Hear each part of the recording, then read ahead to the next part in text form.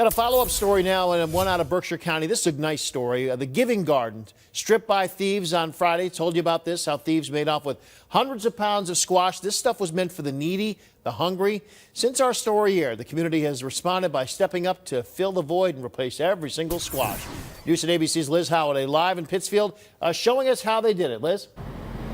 That's right. The newly donated squash was delivered here at the food pantry at the South Congregational Church in Pittsfield earlier this afternoon, really taking a situation showing humanity at its worst and transforming it into something inspirational.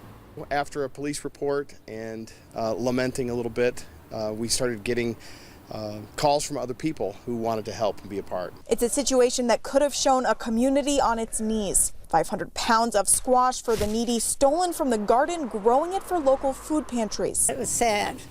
Somebody must have needed it very badly. But as word started to spread of the stolen squash meant to be used for needy families this Thanksgiving, Pastor Moody says something wonderful happened. Squash started rolling in. Whereas there was a theft, now there were those that were willing to step up and fill in the gap. People like Guido's Fresh Marketplace owners and one of their farmers, Larry Eckhart, who delivered more than 500 pounds of it. There's no reason to steal things. You know, people here are willing to help. No reason to steal. You can come, ask, and you can, and people are generous. And even though the stolen squash itself has yet to be recovered, no arrests at this time. Pastor Moody says the outcome to this story is definitely a good one. We're ending on an incredibly positive note as opposed to the more negative side that the theft brought around.